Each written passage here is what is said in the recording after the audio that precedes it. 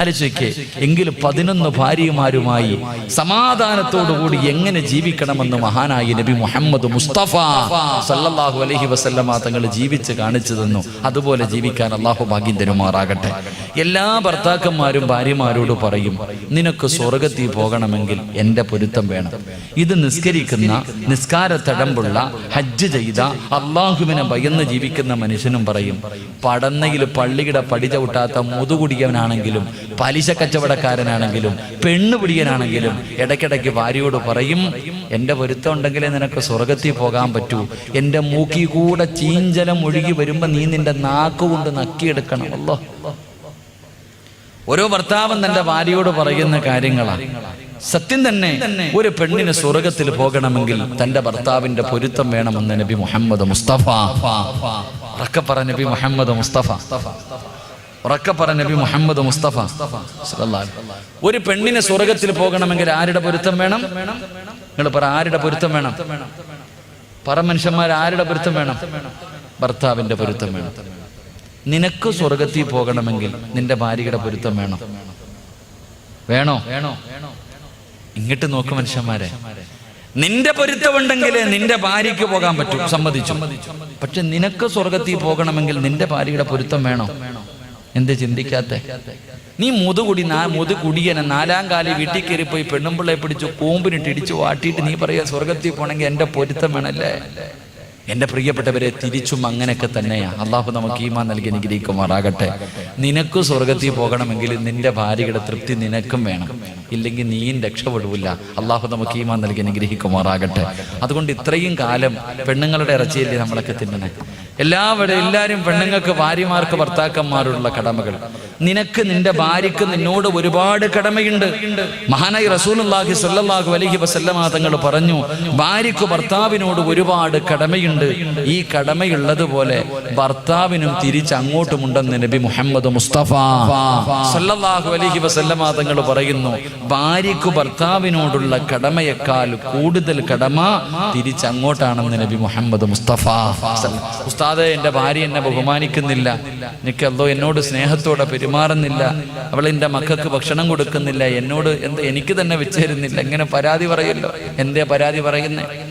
മനുഷ്യ, നീ നിന്റെ ഭാര്യയോട് പാലിക്കേണ്ട ബാധ്യതകൾ നീ പാലിച്ചിട്ടുണ്ടോ? ആദ്യം നീ മനസ്സിലാക്കി. നിന്റെ ഭാര്യയോട് നിനക്ക് ഒരുപാട് 12ഓളം കടമകളുണ്ട്. ഈ കടമകൾ നീ പാലിക്കാറുണ്ടോ? നീ പാലിച്ചാൽ നിന്റെ ഭാര്യയോട് നീ ഒന്നും പറയണ്ട, അവളെല്ലാം നിനക്ക് ചെയ്തു തരും. നീ വീടിൻ്റെ അകത്ത് ചെന്നാൽ മതി, ഭക്ഷണം മുന്നിലുണ്ടാകും, നിന്റെ വസ്ത്രം കഴുകിത്തരും, നിന്റെ ഉമ്മാനെ നോക്കും, നിന്റെ ഉപ്പാനെ നോക്കും, നിന്റെ കൂടെ ഒരു പരാതി നിന്റെ ഭാര്യയ്ക്കില്ലെന്നേ. നീ പാലിക്കേണ്ട കടമകൾ പാലിച്ചു കഴിഞ്ഞാൽ നിന്റെ കുടുംബജീവിതം സന്തോഷത്തിലായി തീരും. അള്ളാഹു നമുക്ക് ഈമാൻ നൽകി അനുഗ്രഹിക്കുമാറാകട്ടെ. അതുകൊണ്ട് ഒരു ഭർത്താവിന് തന്റെ ഭാര്യയോടുള്ള കടമകൾ എന്താ? ഈ സദസ്സിലിരിക്കുന്ന ഭർത്താക്കന്മാര് പഠിക്കുക.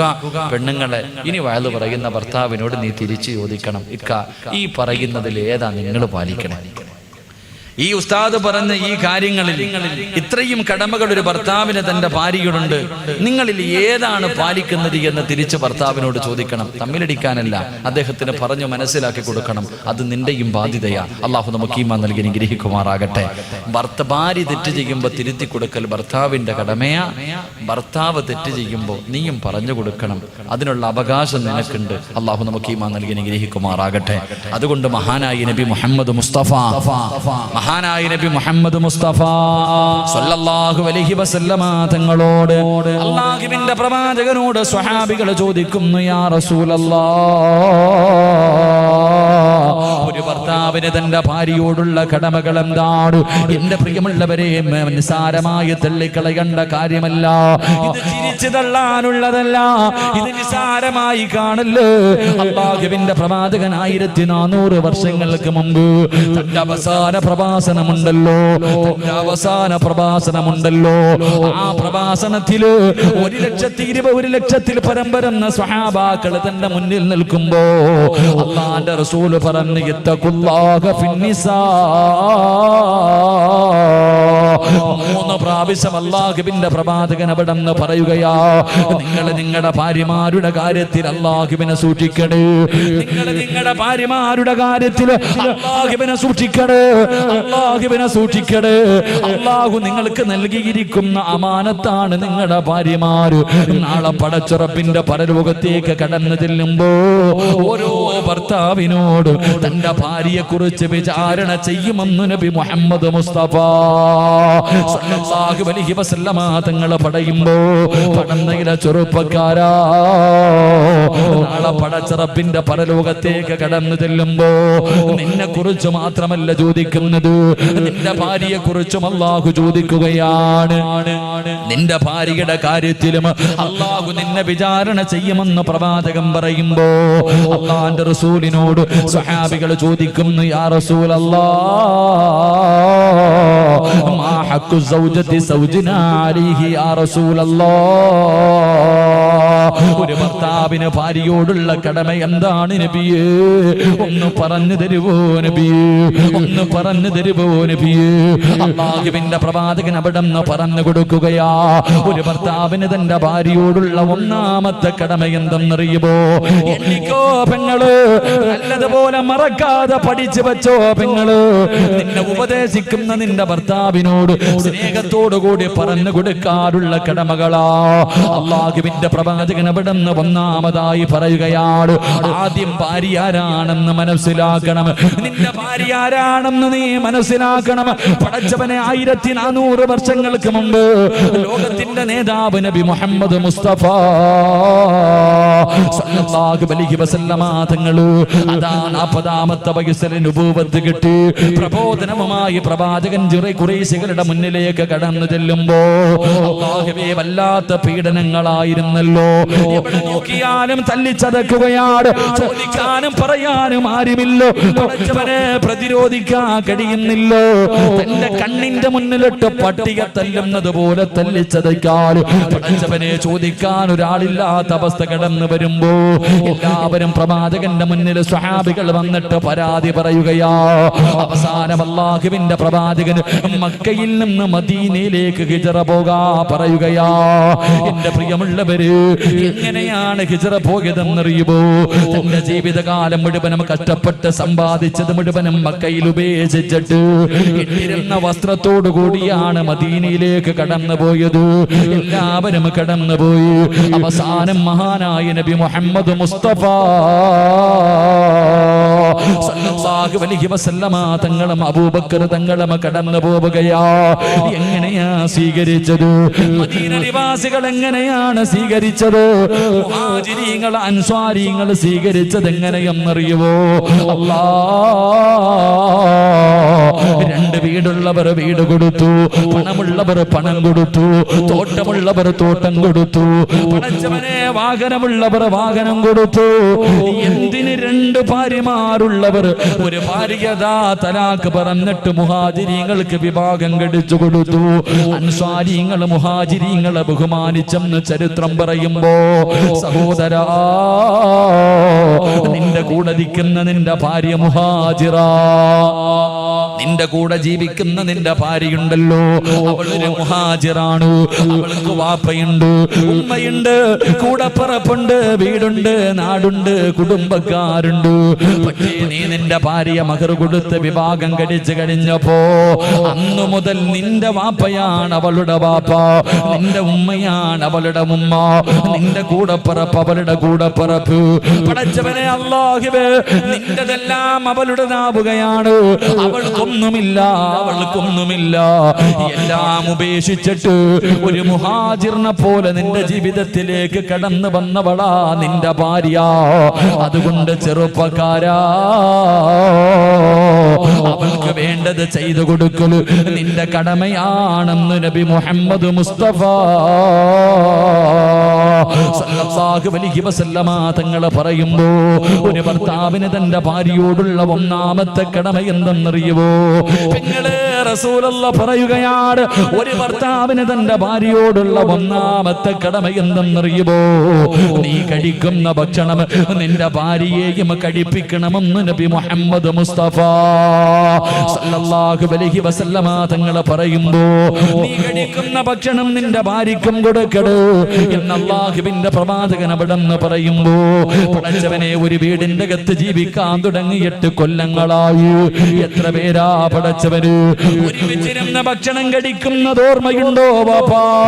നീയും നിന്റെ ഭാര്യയും കൂടെ ഒരുമിച്ചിരുന്ന് ഭക്ഷണം കഴിച്ച ദിവസം നിനക്ക് ഓർമ്മയുണ്ടോ?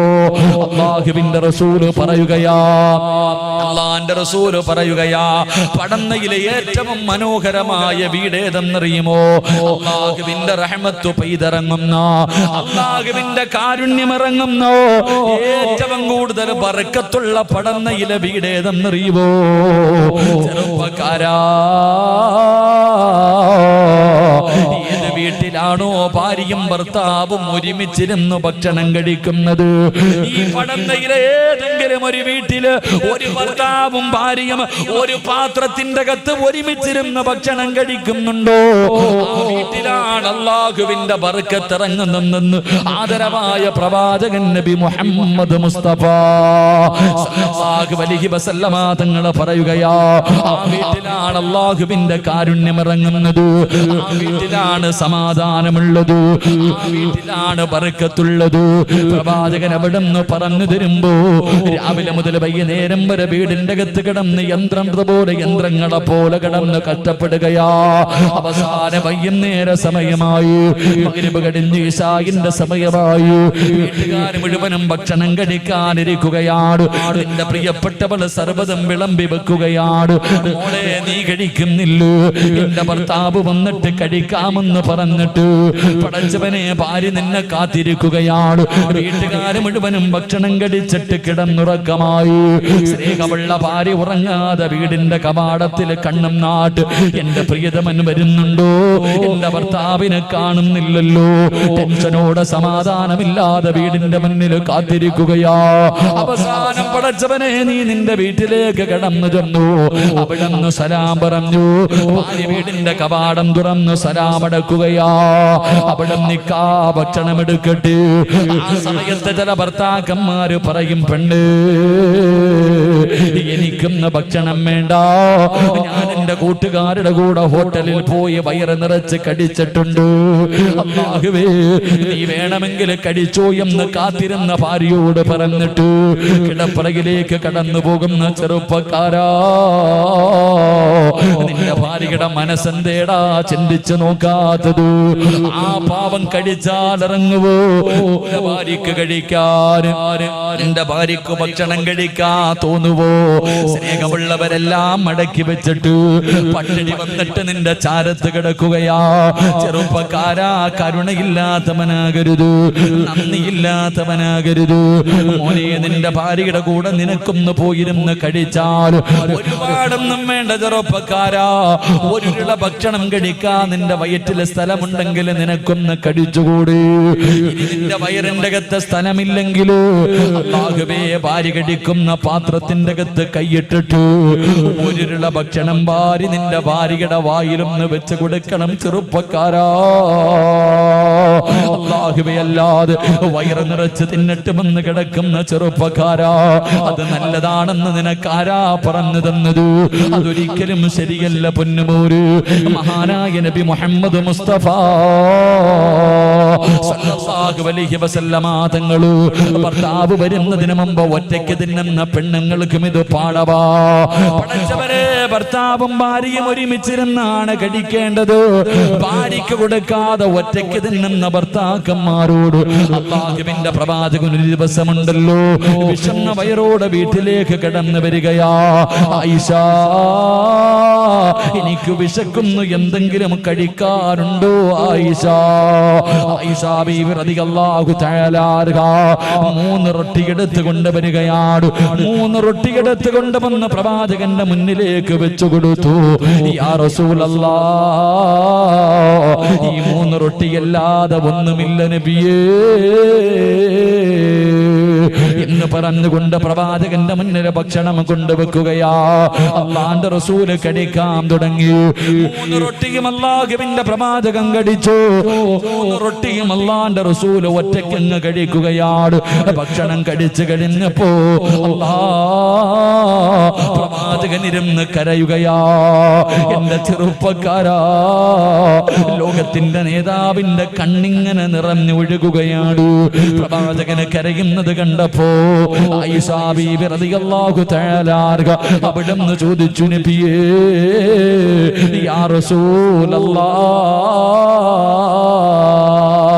എന്തിനാ നബിയേ കരയുന്നത്? ആയിഷ, നിനക്ക് തരാതെ ഞാൻ തിന്നല്ലോ ആയിഷ,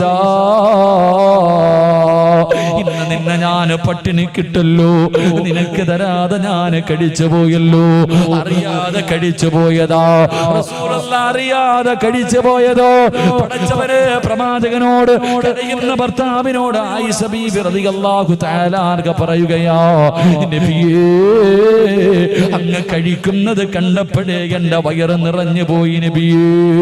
അല്ലാഹുവിന്റെ പ്രവാചകൻ അവിടുന്ന് ചോദിച്ചു, ആയിഷ നിനക്കെന്താണ് വേണ്ടത്? നിനക്കെന്താണ് വേണ്ടത്? എന്തു വേണമെങ്കിലും ചോദിച്ചോ ആയിഷ. നബിയേ, എനിക്ക് സ്വർഗത്തിലെ നിങ്ങളുടെ ഭാര്യയാകണം നബിയേ. അവിടെന്ന് പറഞ്ഞു കൊടുക്കുമ്പോ ഒറ്റയ്ക്ക് തിന്നുന്ന ഭർത്താക്കന്മാർക്ക് പഠിക്കാനാ.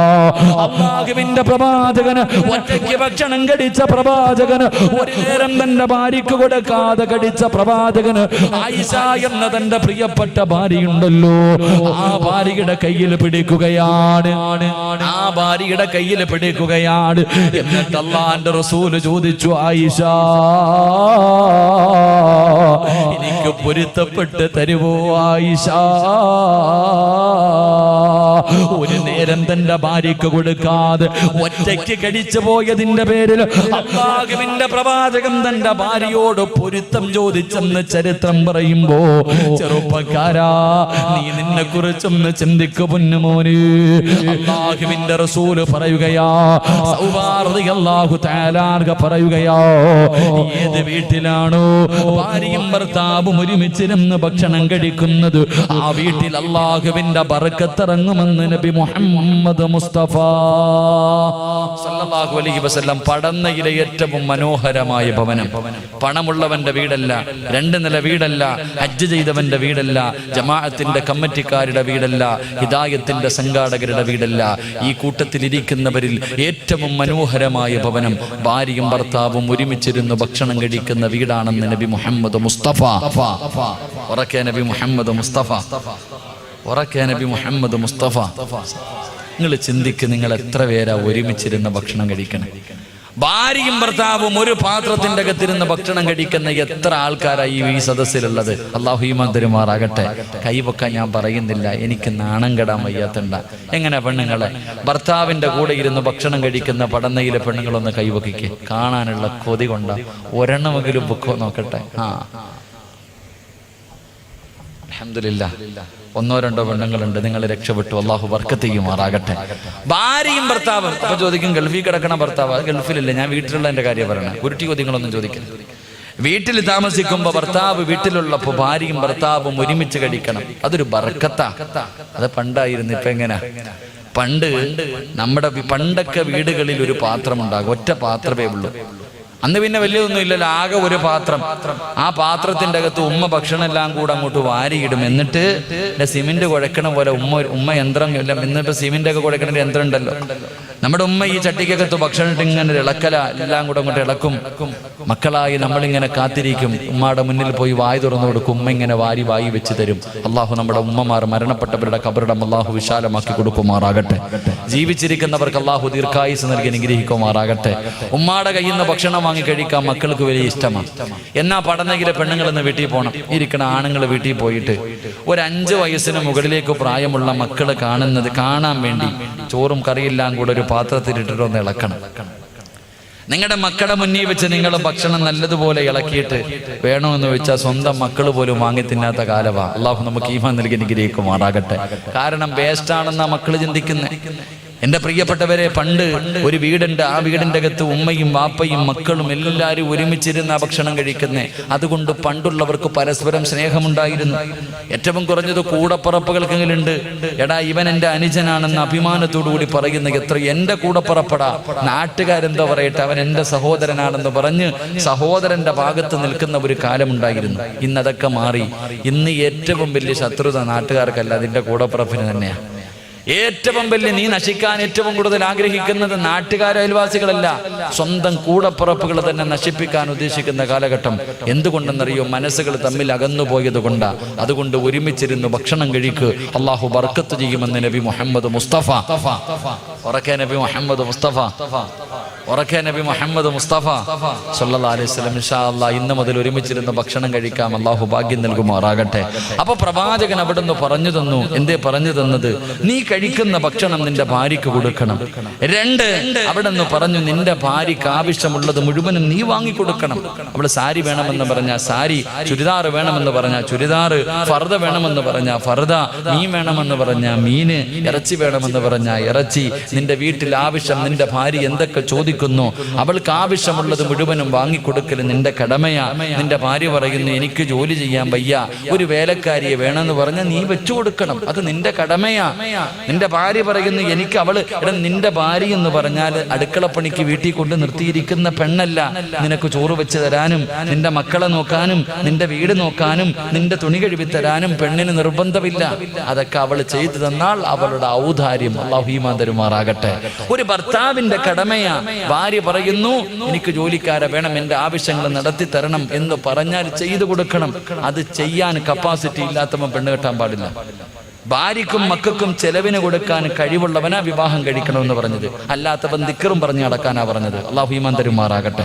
ആരെങ്കിലും പറഞ്ഞോ? ഇസ്ലാം പറഞ്ഞോ? എടാ, ഭാര്യയ്ക്ക് ചെലവിന് കൊടുക്കാൻ കഴിവുള്ളവനെ പെണ്ണ് കെട്ടാവൂ. ഇത് ആരോടാ പറയണം? വിവാഹത്തിന് പള്ളിയിൽ പോയിരിക്കും. നാട്ടുകാരെ മുഴുവനും വിളിച്ചു വരുന്നത് കണ്ടാ പടച്ചവനെ പുതിയാപ്പളല്ലോ സിനിമാ താരങ്ങൾ വരുന്നത് പോലെ ഒരുങ്ങി കെട്ടി ഇങ്ങോട്ട് വരും. പള്ളിക്കകത്ത് കൊണ്ടുവന്ന് കാഴ്ച വസ്തുവിനെ പോലെ ഇരുത്തും. അവസാന നിക്കാഹിന്റെ സമയമാകുമ്പോ പള്ളിയിലെ ഖത്തീബ് ചോദിക്കും മഹർ എത്രാന്ന്. വായും തുറന്നിരിക്കാം മഹർ ചോദിക്കുമ്പോ. എടാ, മഹർ എത്രയാടാന്ന് ചോദിക്കുമ്പോ കണ്ണ് തെള്ളികെട്ട് വെടികൊണ്ടവനെ പോലെ ഇരിക്കുന്ന ചില ആണുങ്ങളുണ്ട്. വാപ്പാനോട് ചോദിക്കും വാപ്പ മഹർ എത്രാന്ന്. വാപ്പ ഒന്ന് കെട്ടിയതാ, എന്നിട്ടും ചോദിക്കാം മഹർ എന്താന്ന്. എന്റെ പ്രിയപ്പെട്ട സഹോദരങ്ങളെ, മഹർ എന്ന് പറഞ്ഞാൽ എന്താ? നിങ്ങളുടെ നാട്ടിലൊക്കെ അറിയണം. ഇവിടെ എങ്ങനെയാടെ മഹറൊക്കെ? കൃത്യം ചില സ്ഥലങ്ങളിൽ നിശ്ചിത മഹറുണ്ട്. 5 പവൻ 10 പവൻ കൊടുത്തേ പറ്റത്തുള്ളൂ. എവിടെ വെച്ച് കൊടുക്കണം എന്നറിയോ? പള്ളി നിക്കാഹ് നടക്കുന്ന സമയത്ത് ഇങ്ങനെ എടുത്ത് കാണിക്കണം. 5 പവൻ ഇങ്ങനെ എല്ലാവരും നാട്ടുകാരെ ഇങ്ങനെ കാണിക്കണം. ആരാ പറഞ്ഞ കാണിക്കണോ? ആരാടാ പറഞ്ഞത്? മഹർ എന്ന് പറഞ്ഞ എന്താ? ആർക്കാ കൊടുക്കേണ്ടത്? പഠിക്കണം. അല്ലാഹു ഈമാൻ നൽകി അനുഗ്രഹിക്കുമാറാകട്ടെ. ഒരു ചെറുപ്പക്കാരൻ പറഞ്ഞു, ഉസ്താദെ ഞങ്ങളുടെ നാട്ടിൽ 10 പവനാ മഹർ കൊടുക്കണം. എന്റെ സഹോദരിയുടെ കെട്ടുതാലി വിറ്റിട്ടാ ഞാൻ മഹർ വാങ്ങിക്കൊടുത്തെ. കാരണം നാട്ടുകാരുടെ മുന്നിൽ നാണക്കേട്. മഹർ ആർക്കാ കൊടുക്കണ്ടേ? പെണ്ണിന്റെ വാപ്പായ്ക്കാ മഹർ കൊടുക്കണ്ടേ? അല്ലെങ്കിൽ പെണ്ണിന്റെ വീട്ടിൽ നിന്ന് കിട്ടുന്ന പൈസയ്ക്കാ മഹർ കൊടുക്കണ്ടേ? എടാ, മഹർ എന്ന് പറഞ്ഞാൽ എന്തെന്നറിയോ? അതിന് നിശ്ചിത ഒരു അളവില്ല. എടാ, സ്വന്തമായിട്ട് ഹലാലായ മാർഗത്തിലൂടെ അധ്വാനിച്ചത് 10 രൂപയാണെങ്കിൽ 10 രൂപയാ, അത് കൊടുത്താൽ മതി മഹർ. അല്ലാഹു ഈമാൻ നൽകി അനുഗ്രഹിക്കുമാറാകട്ടെ. അത് പള്ളി കൊണ്ടുവന്ന് പ്രദർശിപ്പിക്കാനുള്ള വസ്തുവല്ല. വിവാഹത്തിന്റെ നിക്കാഹിന്റെ സമയത്ത് ഇന്നതാണ് മഹർ എന്ന് പറയണമെന്നേ ഉള്ളൂ. മഹർ കൊടുക്കേണ്ടത് ഭാര്യയുടെ കയ്യിലാ. ഭാര്യയുടെ കയ്യില് അല്ലാഹുവേ പടച്ചവനെ മണിയറക്കകത്ത് കടന്നു ചെല്ലുമ്പോ ഭാര്യയുടെ കയ്യിൽ കൊടുത്തിട്ട് പറയണം, ഇതെന്റെ മഹർ, ഇതേ എന്റെ കയ്യിലുള്ളൂ, 10 രൂപയെങ്കിൽ 10 രൂപ. മോളെ ഇനി ഒന്നുമില്ലെങ്കിൽ ഒന്നുമില്ല, ഞാൻ നിന്നെ മരിക്കണ കാലം വരെ ദുഃഖത്തിലും സന്തോഷത്തിലും ഞാൻ നിന്റെ കൂടെ ഉണ്ടാകുന്ന ഒരു നല്ല വാക്ക് പറഞ്ഞാൽ മതി. ഭാര്യ തൃപ്തിപ്പെട്ട അതിനാ മഹർ എന്ന് പറയുന്നത്. അള്ളാഹു ഈമാൻ നൽകി നിഗ്രഹിക്കുമാറാകട്ടെ.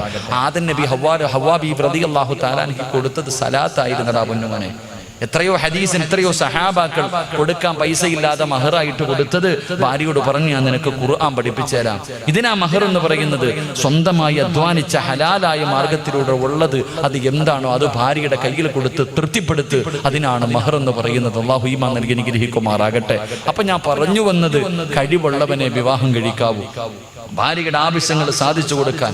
ഇത് പറയുമ്പോൾ പെണ്ണുങ്ങൾക്ക് വലിയ സന്തോഷം. പറവസ്ഥാതെ എല്ലാം മേടിച്ചു തരണം അല്ലേ, എല്ലാം മേടിച്ചു തരണം. പെങ്ങളെ എല്ലാം പറഞ്ഞു തരാം. ഭർത്താവിന്റെ കടമയാണ് ഭാര്യയ്ക്ക് ചെലവിന് കൊടുക്കൽ.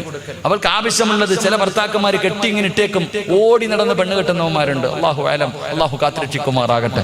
ഓടി നടന്ന് പെണ്ണ് കെട്ടും, എന്നിട്ട് 2 മക്കളെയും കൊടുത്ത് സമ്മാനിച്ചിട്ട് മുങ്ങി നടക്കുന്ന പല ആൾക്കാരുണ്ട്. ചെലവിന് കൊടുക്കണം സഹോദരൻ. എന്തിനാ ഈ പിശുക്കത്തരം കാണിക്കുന്നത്? മഹാനായ റസൂലുള്ളാഹി സല്ലല്ലാഹു അലൈഹി വസല്ലം തങ്ങൾ പറഞ്ഞു, ഒരു ഭർത്താവ് തന്റെ ഭാര്യയ്ക്ക് ചെലവിന് കൊടുത്ത, ഇടം നീ 1 കിലോ അരി വാങ്ങിക്കൊടുത്ത, ഒന്ന് മറ്റൊരു കടയിൽ പോയി പച്ചക്കറി വാങ്ങിക്കൊടുത്ത, അരി വാങ്ങിക്കൊണ്ടു കൊടുത്ത, ഇറച്ചി വാങ്ങിക്കൊടുത്ത, മീൻ വാങ്ങിക്കൊടുത്ത, ഒരു മാക്സി വാങ്ങിക്കൊടുത്ത, ഒരു മുട്ടുസൂചി നീ നിന്റെ ഭാര്യയ്ക്ക് വാങ്ങിക്കൊടുത്ത, നിനക്ക് സദക്കയുടെ കൂലിയുണ്ടെന്ന് നബി മുഹമ്മദ് മുസ്തഫ. ഉറക്കപ്പറ നബി മുഹമ്മദ് മുസ്തഫ. ഒരു ഭർത്താവ് തന്റെ ഭാര്യയ്ക്ക് വേണ്ടി ഒരു മുട്ടുസൂചി വാങ്ങിക്കൊടുത്താലും, നിന്റെ ഭാര്യയുടെ വായിൽ ഒരു ഉരുള ഭക്ഷണം വാരി വെച്ചാലും നിനക്ക് മീസാൻ എന്ന ത്രാസിൽ അത് സദക്കയുടെ കൂലിയായി വരുമെന്ന് നബി മുഹമ്മദ് മുസ്തഫ സല്ലല്ലാഹു അലൈഹി വസല്ലം. അല്ലാഹു നമുക്ക് ഈമാൻ നൽകി അനുഗ്രഹിക്കുമാറാകട്ടെ. എങ്ങനെ വാങ്ങിക്കൊടുക്കണം? എങ്ങനെ വാങ്ങിക്കൊടുക്കുന്ന ഭർത്താവിനെ സദക്ക? ഭാര്യ പറയുന്നു, എനിക്കൊരു ചുരിദാർ വേണം. കൊടുക്കത്തത് പ്രാവി വാങ്ങിക്കൊടുത്താൽ പതിവ് കിട്ടൂല. ഭാര്യ പറയുന്ന, എനിക്കൊരു ചുരിദാർ വേണം, ഒരു ഫർദ വേണം. ആ സമയത്ത് പടച്ചവനെ, അല്ലാഹുവേ എനിക്ക് പ്രതിഫലം കിട്ടണമെന്ന ആഗ്രഹത്തോടുകൂടി നീ അത് വാങ്ങിക്കൊടുത്താൽ നിനക്ക് സദക്കയുടെ കൂലി. അല്ലാതെ കടയിൽ പോയി വാങ്ങിക്കൊടുത്തിട്ട് പടച്ചവനെ പറയാനുള്ളത് മുഴുവനും പറഞ്ഞു കൊടുത്ത് പ്രാവിയിട്ട് വാങ്ങിക്കൊടുത്തിട്ട് കാര്യമില്ല. അല്ലാഹു നമുക്ക് ഈമാൻ നൽകി അനുഗ്രഹിക്കുമാറാകട്ടെ. ഇത് പറഞ്ഞപ്പോ പെണ്ണുങ്ങളങ്ങ് അർശിന്റെ മുകളിൽ കയറണ്ട. മോളെ, നാളെ പടച്ച റബ്ബിന്റെ പരലോകത്തിലെ 3 വൃത്തികെട്ടവരുണ്ട്. നാളെ പടച്ച റബ്ബിന്റെ പരലോകത്ത് അല്ലാഹു കരുണ കാണിക്കാത്ത 3 വിഭാഗമുണ്ട്. ആ 3 വിഭാഗത്തിൽ ഒരു വിഭാഗം ഭർത്താവിന്റെ കഴിവുകേട്, ഭർത്താവിന് വാങ്ങിത്തരാൻ കഴിവില്ല എന്നറിയാം, എന്നിട്ടും ഭർത്താവിനെ പീഡിപ്പിക്കുന്ന പെണ്ണാണെന്ന് നബി മുഹമ്മദ് മുസ്തഫ. നബി മുഹമ്മദ് മുസ്തഫ. അങ്ങനെ കൂടെ ഉണ്ട്. നിന്റെ ഭർത്താവ് പടച്ചവനെ, നീ കിടക്കണത് വാടക വീട്ടിൽ, അയൽവാസിയുടെ വീട്ടിൽ ആക്റ്റീവ് വരുമ്പോ നീ കെട്ടിയവനെ ഇങ്ങനെ ബുദ്ധിമുട്ടിക്കുക. ആ സാധു എങ്ങനെ പടച്ചവനെ ഒരു ദിവസം അന്നം കൊടുക്കുന്നത്? കഷ്ടപ്പാടില്ല. ഭർത്താവിന്റെ സാമ്പത്തിക സ്രോതസ് കൂടെ മനസ്സിലാക്കണം, കപ്പാസിറ്റി കൂടെ മനസ്സിലാക്കിയിട്ട് വേണം നീ പലതും പറയാൻ. അള്ളാഹു നമുക്ക് ഈമാൻ നൽകുമാറാകട്ടെ. അതുകൊണ്ട് പ്രവാചകൻ പറഞ്ഞു സല്ലല്ലാഹു അലൈഹി വസല്ലം, ഒരു ഭർത്താവിന്റെ കടമ, നീ കഴിക്കുന്ന ഭക്ഷണം നിന്റെ ഭാര്യയ്ക്ക് കൊടുക്കണം, വേർതിരിവ് കാണിക്കരുത്, ഒറ്റയ്ക്ക് കഴിക്കരുതെന്ന് നബി മുഹമ്മദ് മുസ്തഫ സല്ലല്ലാഹു അലൈഹി വസല്ലം. അള്ളാഹു പാലിക്കാൻ ഭാഗ്യം തരുമാറാകട്ടെ. അള്ളാഹു പാലിക്കാൻ ഭാഗ്യം തരുമാറാകട്ടെ. 2, അള്ളാഹുവിന്റെ പ്രവാചകൻ എവിടെന്ന് പറയുകയാ, അള്ളാഹുവിന്റെ റസൂൽ എവിടെന്ന് പറഞ്ഞു, സ്വഹാബാ വലാ തദ്രിബിൽ വജ്ഹ, നിങ്ങളുടെ ഭാര്യമാരുടെ മുഖത്ത് നിങ്ങൾ അടിക്കല്ലേ. അല്ലാഹുവിന്റെ റസൂൽ എവിടെന്ന് പറയുന്ന സ്വഹാബാ വലാ തദ്രിബിൽ വജ്ഹ, നിങ്ങളുടെ ഭാര്യയുടെ മുഖത്ത് നിങ്ങൾ അടിക്കല്ലേ. വലാ തുകബ്ബിഹു, നിങ്ങൾ അവളെ ചീത്ത വിളിക്കല്ലേ എന്ന് നബി മുഹമ്മദ് മുസ്തഫ സല്ലല്ലാഹു അലൈഹി വസല്ലം. 2, ഭാര്യയുടെ മുഖത്തടിക്കാൻ പാടില്ല എന്ന് നബിഗിന റസൂലുള്ളാഹി. എന്താ നിങ്ങൾക്ക് ഇഷ്ടപ്പെടുന്നില്ല ഞാൻ പറയുമ്പോ? ഇഷ്ടപ്പെടുന്നില്ലേ? നിർത്തണോ? നിർത്തണോ? പറയണമെന്ന് ആഗ്രഹമുള്ളവർ കൈവക്ക്. ഉസ്താദ് വാക്യം കൂടെ പറയണമെന്ന് ആഗ്രഹമുള്ളവർ. അൽഹംദുലില്ലാഹ്. റസൂലുള്ളാഹി സ്വല്ലല്ലാഹു അലൈഹി വസല്ലമ തങ്ങൾ പറഞ്ഞു, ഒരു ഭർത്താവ് തന്റെ ഭാര്യയുടെ മുഖത്തടിക്കാൻ പാടില്ല എന്ന് പറഞ്ഞാൽ ബാക്കിയുള്ള സ്ഥലത്ത് അടിക്കാന്നല്ല, ബാക്കിയുള്ള സ്ഥലത്ത് അടിക്കാമെന്നല്ല. എന്റെ പ്രിയപ്പെട്ടവരെ, ഭാര്യയെ തല്ലാൻ പാടില്ല, പ്രത്യേകിച്ച് മുഖത്തടിക്കാൻ പാടില്ല.